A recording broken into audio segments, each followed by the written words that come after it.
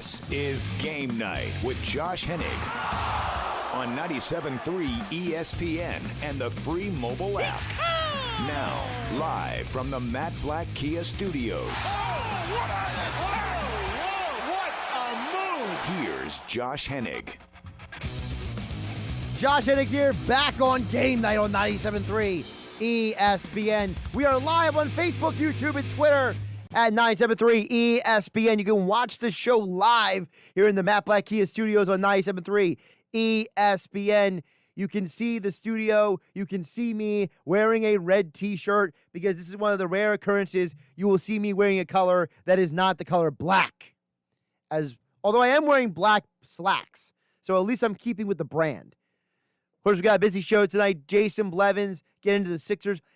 Kevin McCormick, and Paul Hudrick wrote a great article at 973ESPN.com breaking down guys who could be trade targets for the 76ers.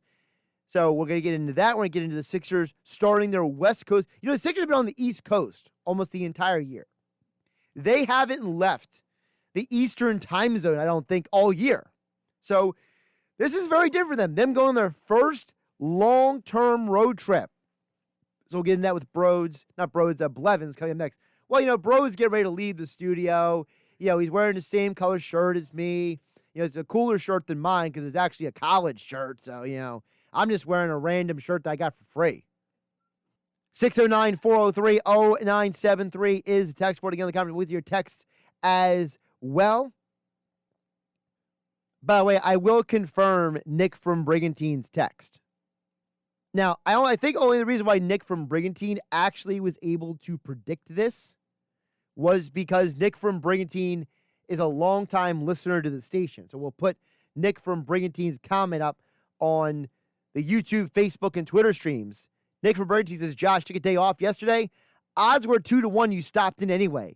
I bet yes you stopped in. Well, Nick, congratulations. You won some money because, I did stop into the station last night to take care of some things. So I was just off the rest of the day, take care of some personal items of business. So you got to get into some football as well here on Game Night on 97.3 ESPN because watching the Super Bowl reminded me why I am more steadfast than ever that it's not a problem what the Eagles are doing right now. I understand everyone wants to say Tom Brady won his 7th ring. I understand everybody wants to say, wow, this guy's the GOAT, this guy's the greatest, blah, blah, blah. But did you notice how that game was won? Did you notice how that game went down? I certainly did. And you know what I saw in that game? I saw a game in which the quarterback wasn't the only one who won the game. Todd Bowles and the Bucs defense put Kansas City on notice. Todd Bowles outcoached Andy Reid. Todd Bowles embarrassed Eric Bieniemy. Todd Bowles' defense ran after an injured Patrick Mahomes. Patrick Mahomes' offensive line failed him at every level of the game. His team failed him. His coaches failed him. The Kansas City Chiefs failed the best quarterback in the NFL. So now Patrick Mahomes is Aaron Rodgers. He's a phenomenal talent. He's a phenomenal athlete. He's going to go down as one of the best talents to ever play the quarterback position. But with all of that being said, if your offensive line can't block and your receivers can't catch and your defense can't do their job, you are useless as a quarterback. So for the Philadelphia Eagles to be looking to move on from Carson Wentz, guess what? It makes sense. We get so enamored with the quarterback position. We act like the quarterback is the end-all, be-all so many times that we forget that, you know, some quarterbacks who have won Super Bowls? Trent Dilfer, Brad Johnson. Come on. Really? Yeah, really. You know, Ben Roethlisberger had one of the worst quarterback ratings in Super Bowl history, and his team won the game. Teams win championships. There's a reason why when we talk about great organizations, We're not just talking about the coaches and the players. We're talking about the Steelers and their history, the Cowboys and their history. We're talking about the Giants and their history, the Patriots and their long-term dynasty, because the players come and go, but the organization is still there. Outside of Tom Brady, very rarely can a quarterback go somewhere else and win. When Peyton Manning won his second ring, he got that ring because he was carried by an elite defense. That defense was one of the best, probably one of the 10 best defenses in Super Bowl history. They carried a noodle-armed Peyton Manning to one more ring so he could walk off into the sunset. Outside of Manning and Brady, there's only two other quarterbacks who have taken two franchises to a Super Bowl, and both those quarterbacks couldn't get the job done with the second team. In fact, Craig Morton couldn't get a job with either team. Cowboys, Broncos, didn't win with either one. In fact, he lost to the Cowboys when he got the Broncos there. Kurt Warner had a great game in all of his Super Bowl games, but you know what? He only has one ring for a reason, because he's one man. And unless you are a super elite freak star like Tom Brady, you are not winning multiple championships with multiple organizations. Football is one of the hardest sports in the world to win at, but you're going to tell me that you're bent out of shape that the Eagles are trading Carson Wentz. Carson Wentz didn't even win the Super Bowl. Sure, he got the Eagles to 11 wins that year. He put them in a position so they could win home field advantage. But he did not win the Super Bowl. But I hear people and I read people on the internet who are telling me, you can't, it's ridiculous you're trading Wentz. They should have found a way to cap him. No, they should have found a way to cap the head coach. But because the owner of the Eagles is an individual who thinks he knows better than everybody else, that's why Doug Peterson isn't here. That's why Howie Roseman is here. So if you want to tell me that you are mad at the owner, I can jive with that. If you want to tell me that you're not thrilled with Howie Roseman, I'll listen to you. But if you're going to tell me that the Eagles are going to become the Cleveland Browns without Carson Wentz, you need to take a long walk and consider your life. Because let me tell you something. Carson Wentz is not, I repeat, is not an elite quarterback. If people had the emotional attachment to Carson Wentz that they do now a couple of years ago, there wouldn't be a cult of Nick Foles out there who still loves Nick Foles, who still wants him to come back. People think Nick Foles is going to walk through that door in a Bears trade with Wentz and save the franchise. They conveniently forget that Jalen Hurts was drafted in the second round. That Howie Roseman has said they couldn't let him pass them by in the second round. The Eagles are telling you, without overtly telling you, that they think Jalen Hurts can be the franchise quarterback. But because people are all up in their feelings, people are all irrational and emotional about this stuff. That's why we are where we are. I saw a Super Bowl where the quarterback was very good, but the defense won them the game. Because defense wins championships, offense sells tickets, and quarterbacks are great for marketing. You don't need an elite quarterback to win a championship. You know how I know that? Because if he did, Patrick Mahomes would have won that game by himself. But he couldn't. Because his offensive line didn't do their job. The coaches failed him. Why does anybody talk about the fact that Todd Bowles embarrassed Andy Reid? Andy Reid made no adjustments. That was the most vanilla game plan I have ever seen in a Super Bowl in at least 20 years. The last time I saw a game go like that was when the Falcons got embarrassed by the Broncos because the Falcons' offense was Jamal Anderson, play action, and nothing else. But I'm supposed to believe that Patrick Mahomes is going to win more Super Bowls than Tom Brady? Not vibing. Not working with it. 609-403-0973 is text board to get on the conversation. 609-403-0973. Also, we are streaming the show live on Facebook, YouTube, and Twitter. Hello to everybody watching here live in the Matt Black Kia Studios on 97.3 ESPN. We will get to the Sixers coming up at about 9 minutes from now with Jason Blevins, our 97.3 ESPN.com Sixers beat reporter. He wrote, along with Paul Hudrick and Kevin McCormick, the top targets for the Sixers to trade for. We're going to get to him about that because they brought up a lot of good topics in that conversation. A lot of big names, a lot of interesting names, a lot of guys that I don't know if everyone's going to agree with. 609-403-0973 is the text board.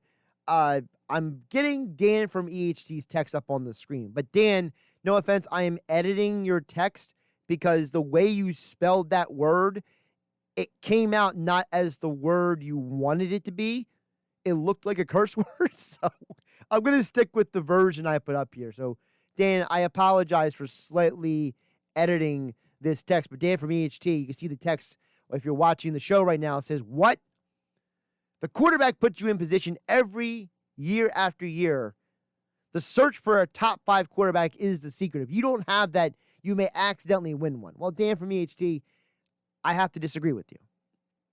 Because think about all of the elite quarterbacks who have never won a Super Bowl. Who's a better quarterback, Phillip Rivers or Eli Manning?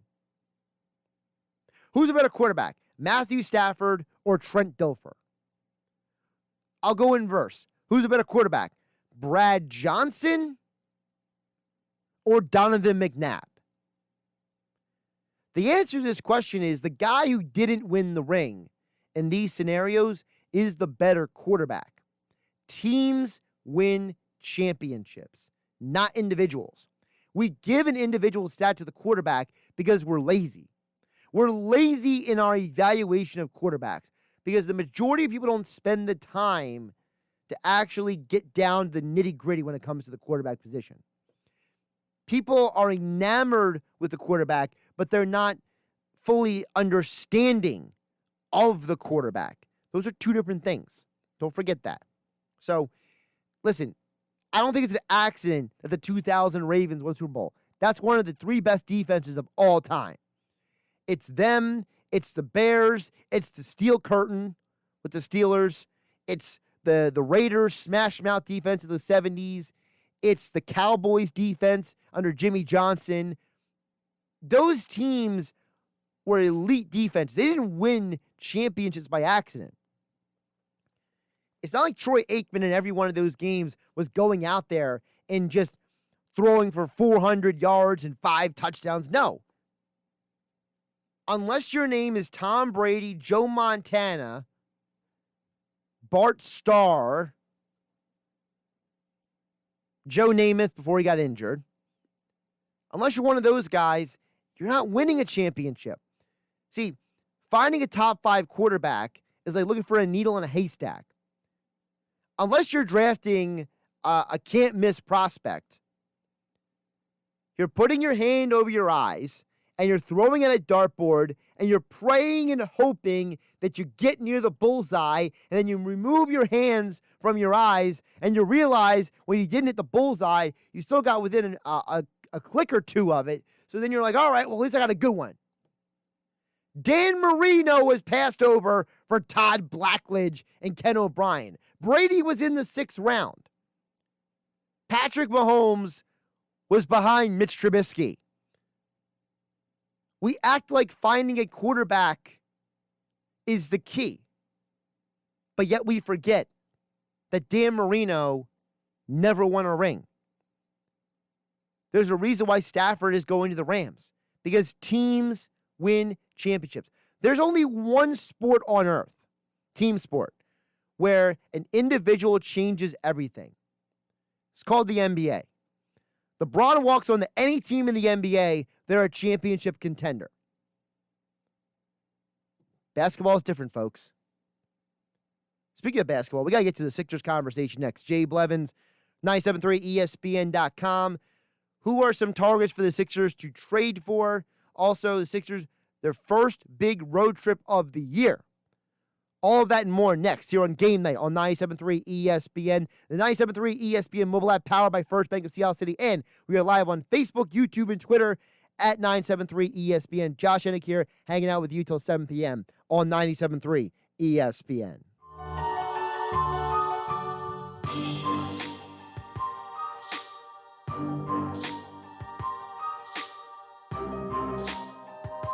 Josh Hennig here on 97.3 ESPN. Live on Facebook, YouTube, and Twitter, where you can watch the show live here on 97.3 ESPN. Also, 97.3 ESPN mobile app powered by First Bank of Seattle City. Joining us live on the stream is Jason Blevins at JBlevinsNBA is where you can catch him on Twitter. All of his Sixers and NBA coverage. Also at 97.3 ESPN.com. Right now, a great piece by him, McCormick, and Hudrick, all about the Sixers trade targets. Jay, how you doing today?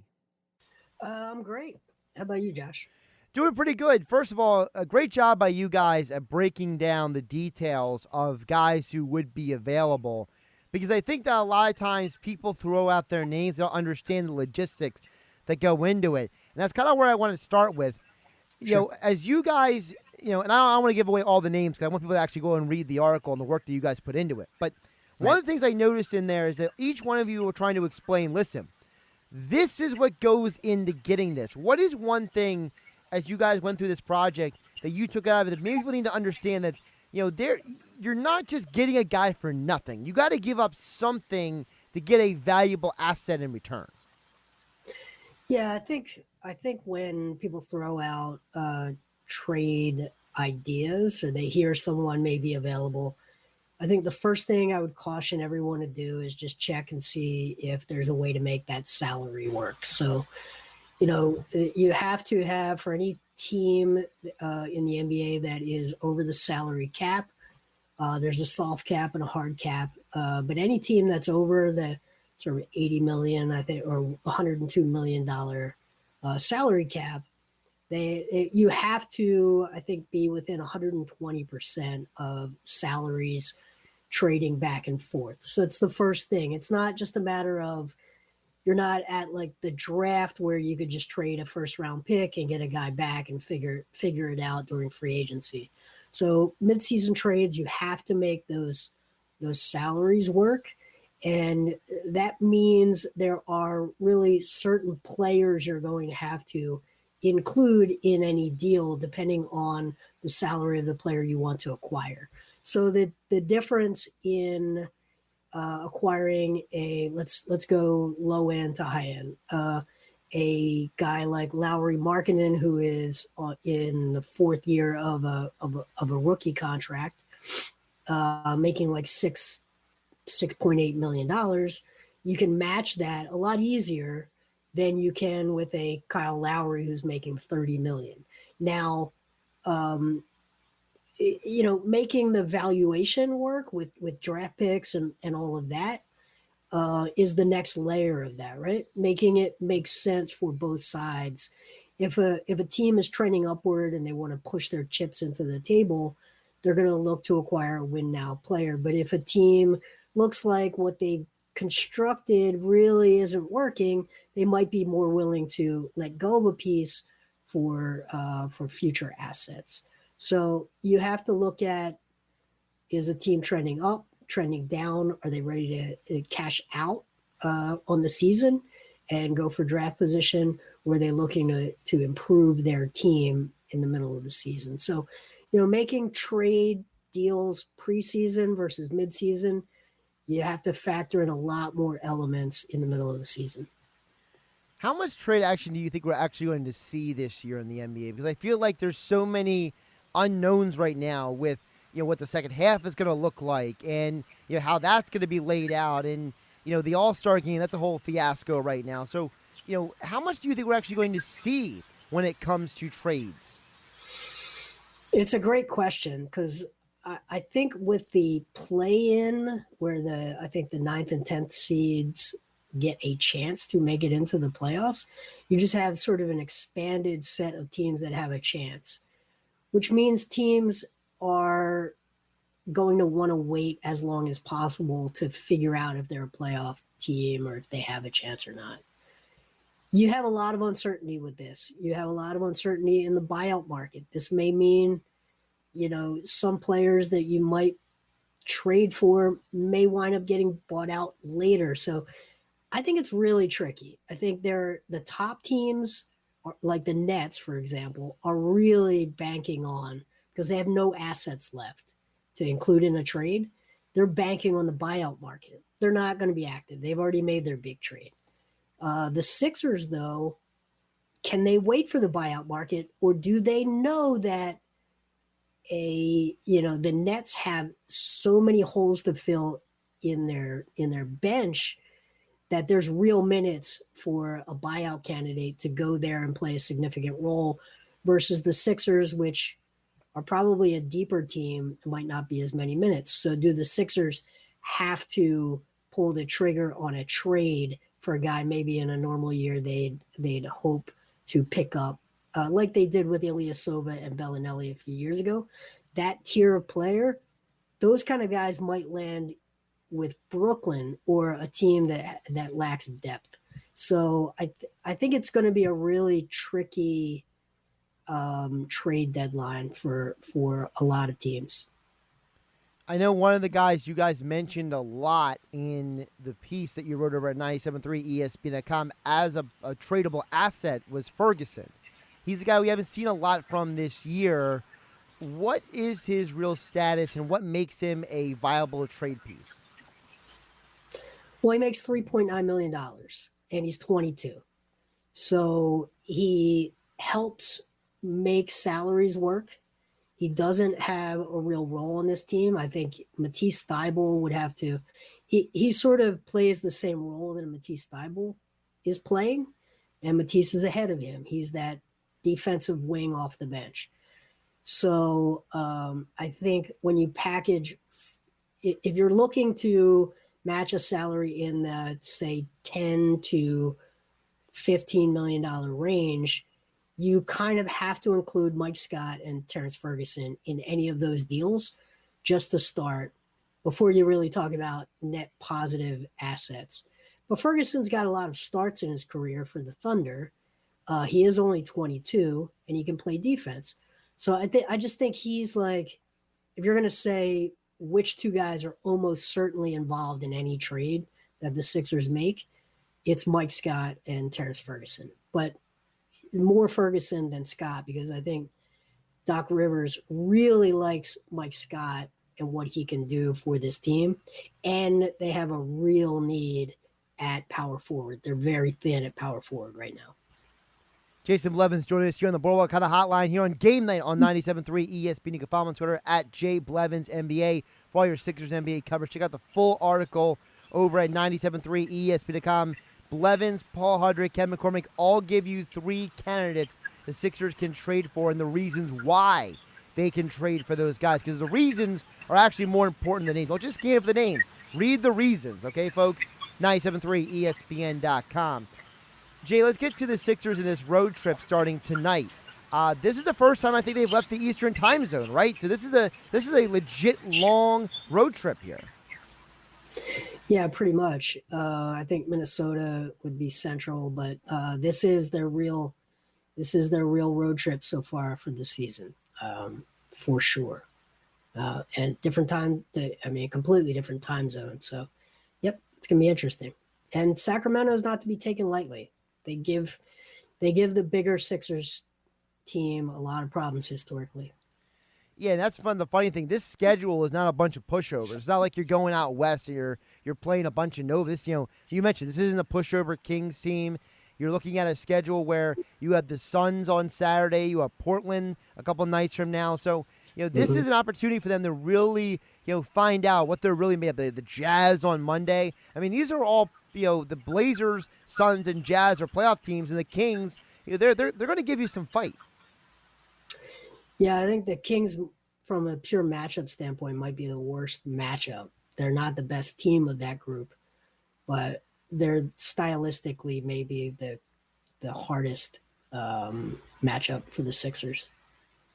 And that always matters. Like the Suns, I think if you look at the matchups, you could argue that the Sixers match up pretty well with the Suns. And the Jazz, I think also. The Jazz just don't have the type of weapons that really hurt the Sixers. It's kind of the kind of team that the Sixers are built to beat. But the Kings and the Trailblazers, I think, are a different story. They're sort of that kryptonite for a big Sixers team. When you think about this Sixers team as well, we know that the struggles of Seth Curry, how that's impacted the rotations. We know that Ben missed a couple of games because of that calf situation. How healthy are the Sixers going into this road trip? I think they're as healthy as anyone else. I worry a little bit about Joel Embiid's verticality since that knee injury against Portland. I just don't think he's got the lift, and we'll see if that changes with a couple of days of rest. But when you have a sore knee, long plane flights are not good for that at all. So that is the one that worries me the most. But I think Ben Simmons looked totally fine the other night after coming back from the calf. Do you think there's a possibility that maybe one of these games that maybe they give Joel Embiid a little extra rest, possibly, as maybe like a little of opportunity to be like, hey, listen, we don't want you to overdo it? I don't think so, because I think that the real grind is in the travel and the air travel. Doc Rivers does not seem to want to give those two. He definitely doesn't have them in bubble wrap. You saw in a game that was, I think that was pretty comfortable the other night, he threw them back in just to ensure that the door was shut on the win. With 6 minutes left in like a 16, 17 point win, 16, 17 point game. So my sense is he's on the trip. He's probably playing. Jason Blevins joining us here on Game Night on 97.3 ESPN via the Boardwalk Honda Hotline. You can follow him on Twitter at JBlevinsNBA for all your Sixers and NBA coverage. Tobias Harris spoke with Adrian Wojnarowski on the Woj Pod. Says very interesting things. One of the things about Tobias, though, is less about the player than about the person. I find him a fascinating individual because he's someone who speaks at a level of intelligence that I think gets overlooked. This guy is not just some random basketball player on the Sixers. He's a leader. He's a thoughtful individual. And I believe that that's part of the reason why he's a good player, is because he's a thoughtful player. Yeah, I think he prioritizes things like leadership, teamwork, camaraderie, chemistry, reading. He puts his money where his mouth is. He gives a ton of money to charities that are very targeted towards education. And he practices everything he preaches. I see it every day. I've seen it in the locker rooms, collecting the young players before the game to sort of get organized, get together, build a routine, which is one of the biggest challenges a young player has in the NBA, to really build a consistent routine throughout the day, throughout the season. So he practices what he preaches. I agree. It was a really good interview. Yeah, we saw that as well in the bubble. Anybody who watched Matisse Thybulle's vlog, you saw how much Tobias was in that vlog. How much he, talked to him, looked after him, how involved Tobias is. I think that's what people overlook. People look at his contract and have these opinions about it, right? And it's like, to me, when you're paying an athlete $100 plus, almost $200 million. You're not just paying him to go out there and score points. You're paying for him to be a teammate and a leader and do those all other things, because to me, teams don't win championships by just scoring a ton of points. Like, that's my concern with the Nets. Like, at some point, they're going to need somebody else to step up for them. With Tobias, he's a guy who's doing all the other things as well, and that's what's helping elevate this team, because Joel could be an MVP candidate, or he could be like Bradley Beal and score a ton of points, and the rest of his team stinks. Yeah, and it just really doesn't matter. The team was entering into the luxury tax at that offseason anyway. They had the slot to give. Does it matter whether they paid him $25 million or $30 million per year? Does it matter whether he got 20 or 30? It wasn't. You weren't creating money you could spend somewhere else. It was a slot they could spend on that player, and at that point, it's the owner's money. There's no opportunity cost, right? There's no, we should have saved that money to do X with it. That just is not the situation. So I think the conversation about his contract is way overblown. I agree 100%. Jay, before I let you go, folks, check out the article on 973ESPN.com. You, Hudrick, McCormick all gave your targets for guys Sixers can go after. At Jay Blevins NBA on Twitter. Before I let you go, I got to make you pick one of these. Okay. Mary Wilson, Tammy Terrell, or Gladys Knight? Oh, wow. I got to go Gladys Knight. I just have to go Gladys Knight. I think Midnight Train to Georgia is one of the greatest songs. She was the band leader. Mary Wilson, though, I was just listening this morning to the Supremes. It's very tough, but I have to go Gladys Knight. See, I go Tammy. Okay. Yeah, that's just a personal preference of mine. But part of it is also because of the fact that you had Marvin Gaye and David Ruffin both fighting over her, so it kind of adds a little extra spice to the whole situation when you hear. That's a good endorsement. What's that? That's a strong endorsement. Yeah, I mean when you got the Godfather and Marvin Gaye and then David Ruffin, my whole world ended about Tammy Terrell. It's like, all right, well, there's something to this woman here, All right, there you go. I was going pure music, but all right. He's Jason Blevins. For more random conversations that have nothing to do with basketball, follow Jay, because he'll raise your level of intellect there on Twitter at Jay Blevins NBA. Jason, appreciate the time tonight. Hey, appreciate you, Josh. See you soon. Josh Hennig here on Game Night on 97.3 ESPN. Game Night, of course, being brought to you by Matt Black Kia. Matt Black Kia wants to get you approved today. They are located in the Black Horse Pike in Egg Harbor Township. Visit them online at mattblackkia.com. We'll be giving you my FanDuel Sportsbook pick of the night a little bit later in the show. Plus, of course, we'll get back to your text at 609-403-0973. And if you're watching on Facebook, YouTube, Twitter, you can comment on the stream. We'll pop your comment right up there on the screen, and we'll talk to you there as well here on 97.3 ESPN FM and the 97.3 ESPN mobile app, where you can get all of our Sixers, Flyers, and Eagles coverage at your fingertips 24/7. 97.3 ESPN mobile app, powered by First Bank of Sea Isle City. More Game Night with Josh Hennig on 97.3 ESPN and the free mobile app. Josh Hennig here on Game Night on 97.3 ESPN. Thanks again for Jason Blevins joining the show, getting on the conversation. I do enjoy the fact that Jay is more than just a basketball guy. He's got all kinds of layers to him, so it's always fun to pick his brain a little bit about different things. He didn't know I was a Motown guy. I know now he's a Motown guy. We'll get to your comments on Facebook, YouTube, and Twitter, as well as 609-403-0973. Yes, Danny HT and Paul on Facebook. We'll get to your comments in just a moment.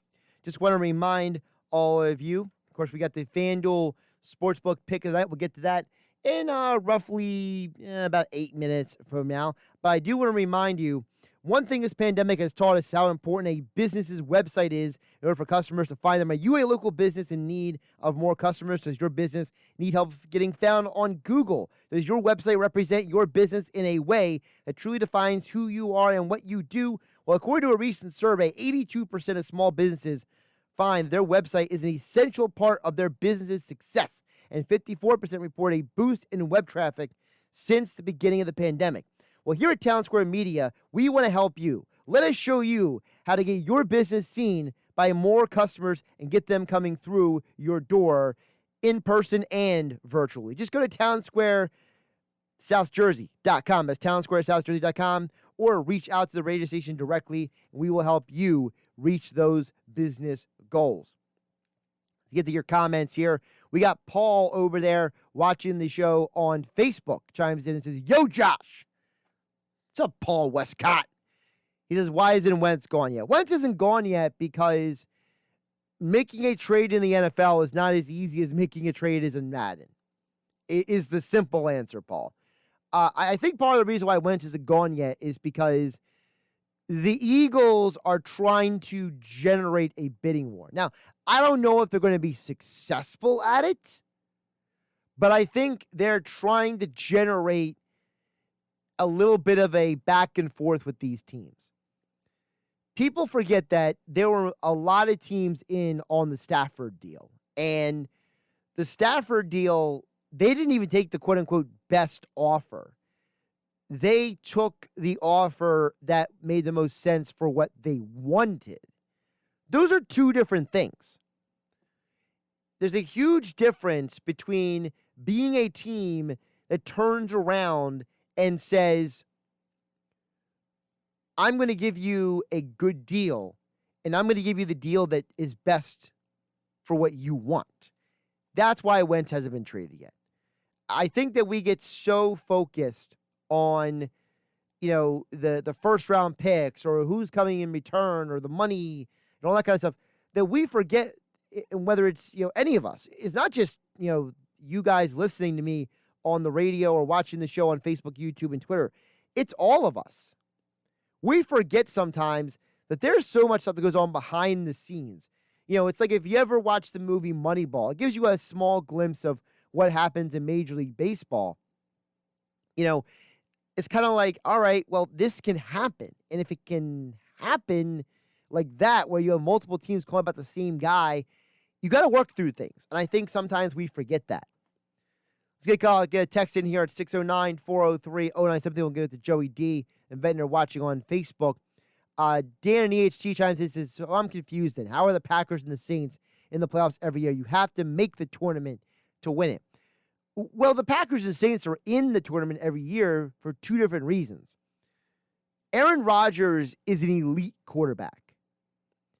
There's Tom Brady, who's in a category by himself, in my opinion. And then you have like Mahomes, Rodgers, Wilson. They're in a category together. So unless you have that tier of quarterback, you're not winning. You're not in a position, as you put it, to win a championship. The reason why the Saints are in the playoffs recently is because the Saints had to make a lot of changes on their roster. People forget that they went 7-9 for a bunch of years and they missed the postseason altogether with Drew Brees because their defense was garbage. Their defense couldn't stop you, me, and a bag of biscuits, all right? They couldn't do anything. So when you think about the Saints, we only focus on the most recent situation with the Saints. Let's pull up their franchise index here. Let's pull up a little bit of New Orleans Saints history under Sean Payton. Sean Payton, we all love him. How many years did he miss the playoffs? 1, 2, 3. He missed the playoffs 3 years in a row and 7-9. Since they won a Super Bowl, they have missed the playoffs a total of 4 years. And each of those years, they went 7-9. They've been to one conference game since winning the Super Bowl. Otherwise, they lose in either the wild card or the divisional round. So, but you have Drew Brees, right? Well, here's the thing, Dan. You could have the quarterback it doesn't mean it's going to matter if you don't have the players around him. We forget that, listen, the Saints didn't win without a good defense. They finally got a good defense. They got back to the playoffs. Dan Marino got the one Super Bowl. He never went back. Because Don Shula stuck around too long. He didn't put the right pieces around him. They got stubborn in their offense, and they put too much on Marino's shoulders. And despite the fact that he had a Hall of Fame elite career, the Dolphins were not a well-built football team. And by the time Jimmy Johnson got there, Marino wasn't the same Marino anymore. So you can have the quarterback all you want. It just doesn't work out. Sometimes it just doesn't work out. Couple more messages in here. We'll get back to the text board in just a bit. 609-403-0973. Joey D. and Ventnor chimes in, watching on Facebook at 973 ESPN. Josh, would you take Trubisky for Wentz and draft picks? Absolutely not. Also, that deal can't happen because Trubisky's a free agent. I think Trubisky is a bust. I think that the best he will ever be is a Alex Smith light type quarterback. I don't think he has the ability to be a Wentz's potential when he came out of college was way different than Trubisky. Trubisky was drafted on purely potential. He had 1 year starting in college, and it's taken him 3 years in the NFL to just figure out how to play quarterback. And even then, he's not an elite quarterback. Wentz came from a pro-style offense. He came to the NFL, and he already showed you that he could be a Pro Bowl level player. I have no interest in Trubisky. Trubisky's a waste of my time, your time, everybody's time. If Trubisky came here, you think people hated McNabb? Trubisky makes throws that make you want to wish for McNabb to come back. Trubisky makes throws at times that would make Eagle fans lose their mind. You think people are texting and messaging and tweeting and commenting and social media posting now? If you brought Trubisky to Philadelphia, people would lose their doggone minds. Draft picks, I'm indifferent about. To me, the draft is 70% talent evaluation and 30% luck. You got to be able to evaluate a talent, and then you got to have the luck to actually for it to work out. Maybe not even 70-30. Maybe it's like 60-40. Because how many players get drafted and a team's like, I got to draft this player because he fell to me? People talk about DK Metcalf. Every team in the NFL passed on him, not once, but twice. The Seahawks passed on him twice before they drafted him. You got to be a little lucky sometimes. It's not just being a good talent evaluator. So draft picks, I'm conflicted about that. I think that people sometimes look at the draft picks and they overthink it sometimes. I appreciate the question, though, Joey, because I think that, listen, we're all spitballing ideas out there, like this texter who chimed in with a 3-team trade at 609-403-0973. I'll post this up on the video feed for all of you out there watching the show because this trade is kind of funny. Wrong button. There we go. Text board. 3-team trade. Bears get Wentz. Eagles get Watson and Foles. Texans get Jalen Hurts. 1 first-round pick, 1 third-round pick from the Eagles, 1 first round, 1 second round for the Bears. What do you think the Texans are making that deal? I'll just tell you that. I think Houston wants to fleece somebody. I think they look at the Stafford deal, and they want the Stafford deal on steroids. I think that's what it's taking to get Watson. I would love to see Deshaun Watson. I'm a huge Deshaun Watson guy. That's my guy right now in the NFL. I think he's incredible. I love Deshaun Watson. I think the Bears would make the deal because they get Wentz. And I think that the Eagles would make the deal because they could get Watson. No way the Texans are making that deal. See, that's the problem. I think the Texans want more than, 2 first-round picks, a third, a second, and Hurts. They want a more high-profile player than that. I think they're looking for, oh my goodness, probably something closer to, let me think about that for a second. they're looking for something a little bit more juice than that, in my opinion. I think the Texans won't take that deal. But it's a good idea. I appreciate the creativity. It's just not going to happen. All right, don't forget about my friends over at FanDuel Sportsbook. Basketball is in full swing. You know what it means? Time to fire up the FanDuel Sportsbook app. Perfect time to give FanDuel Sportsbook a chance. Of course, sportsbook.fanduel.com. Use my promo code Hennig, Hennig, when you sign up to get same-game parlay insurance. What's the game of the night? Boston and the Jazz, two teams that play defense. The over-under is 219. I'm going with the under. I think these are two of the better defensive teams in the league. I think this is going to be a duel between Donovan Mitchell and Jason Tatum. Take the under in the Celtics and the Jazz. You can get same-game parlay. You can make multiple bets on one game at sportsbook.fanduel.com, and the FanDuel Sportsbook app. I'm Josh Hennig. This is Game Night. I'll catch you tomorrow.